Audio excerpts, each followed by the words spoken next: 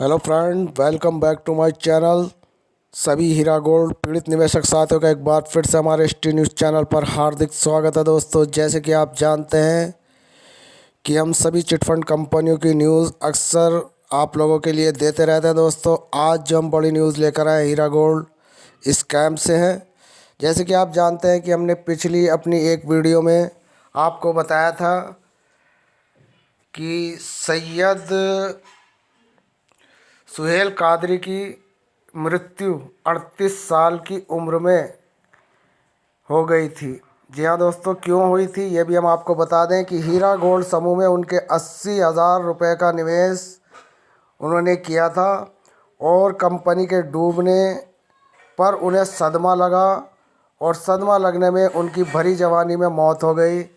दोस्तों, आप यहाँ पर देख सकते हैं कि सैयद कादरी की कब्र पर उनके डेथ की तारीख और बर्थडे तारीख दोनों आपके सामने यहाँ पर दिखाई गई है। बड़ी अफसोस की बात है कि हीरा गोल्ड ग्रुप जैसी बहुराष्ट्रीय कंपनी को भारत सरकार ने गलत नीति के कारण बंद किया और इसमें आज मुस्लिम समुदाय के नौजवानों की मृत्यु इसलिए हो रही है क्योंकि अपने पैसों को लेकर वो लोग परेशान हैं।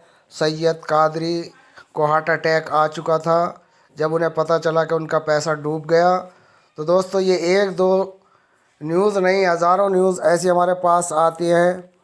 तो आज हम बात करेंगे नसीम रजब की। जी हाँ दोस्तों, ये अबू धाबी की रहने वाली इमरती जो एक सरकारी संस्था के लिए काम करती थी ने कहा कि मां नसीम रजब ने कंपनी में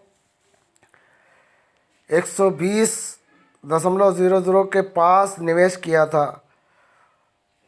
उन्होंने कहा कि शारजहाँ में 61 वर्षीय दुबई के बैंकर मोहम्मद इरफान और 61 वर्षीय भारतीय बस चालक शाहिद खान ने कहा कि वे 70,000 से अधिक रुपया इसमें गंवा चुके हैं और एक बुरे सपने की तरह, यानी कि एक बुरे ख्वाब की तरह वे जी रही हैं।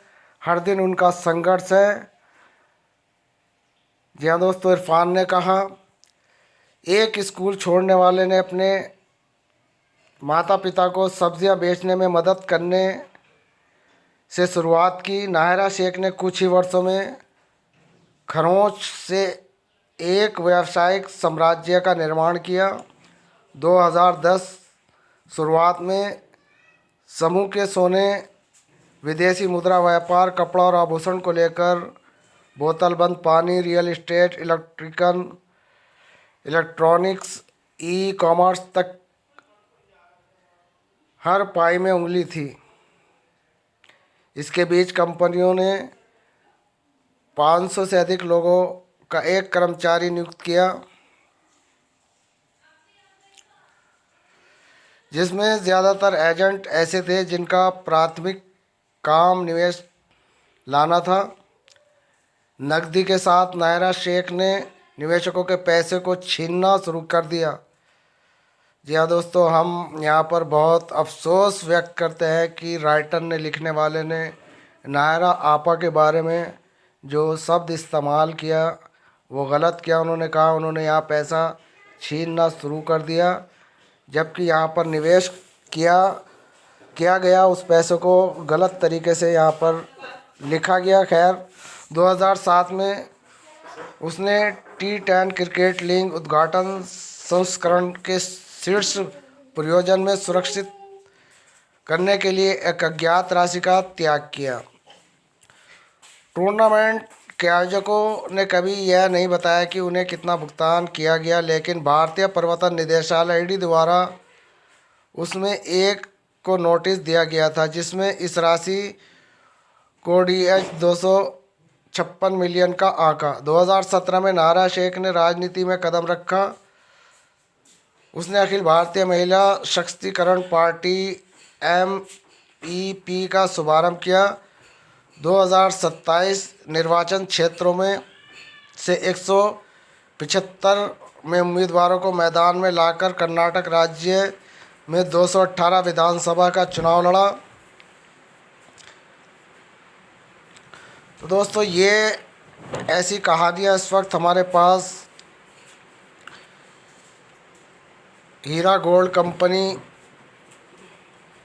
से रिलेटेड आ रही हैं, जिनको हम आप तक पहुंचाने की कोशिश करते हैं।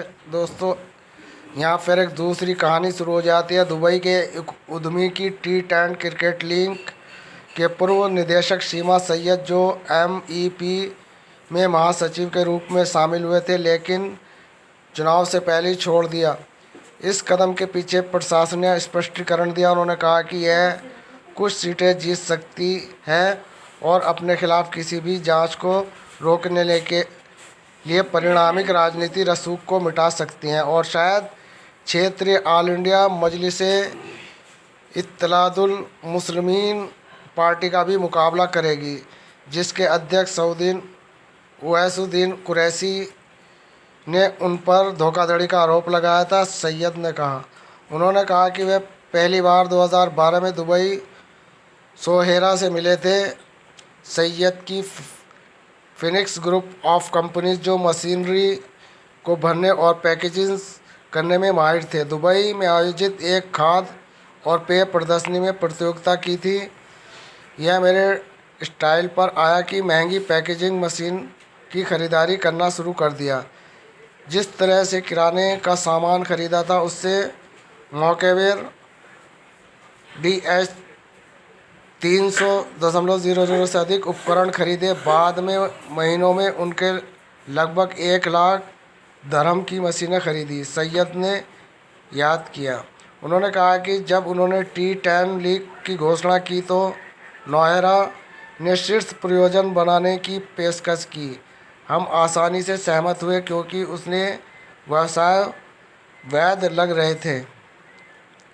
या दोस्तों व्यवसाय वैध यानी कि गलत लग रहे थे। सैयद ने कहा कि वह उनसे राजनीतिक दल में शामिल हो गए क्योंकि उन्हें लगा कि वह बदलाव ला सकते हैं, लेकिन जब मैंने उन्हें प्रचार करने के लिए बॉलीवुड स्टारों पर पैसे बांटे तो मुझे शक हुआ। जब मैंने उनके असीम धन के स्रोत पर सवाल उठाया और छोड़ने की पेशकश की, जो उसे गुस्सा आ गया। इससे पहले मैं इस्तीफ़ा दे पाता, उसने मुझे निकाल दिया। मुझे खुशी है कि मैं उनके साथ नहीं जुड़ा हूँ। EMP चुनाव में कोई मौका नहीं छोड़ती थी, वह समझते हुए कि हार वह पूर्वगामी निष्कर्ष था। नायरा ने छल और धोखे से सहारा लिया। उसने सैटेलाइट पार्टिकल सर्वे का हवाला देकर मनगढ़ंत मतदाताओं से बड़े बड़े हिस्से को प्रभावित करने की कोशिश की, जिसमें वादा किया गया था कि वोटों की गिनती के बाद MEP दूसरे सबसे बड़ी पार्टी के रूप में उभरेगी। सर्वेक्षण के लिए कमीशन की गई डोडी एजेंसी ने कहा कि उन्हें निष्कर्ष एवं उपग्रह पर आधारित थे।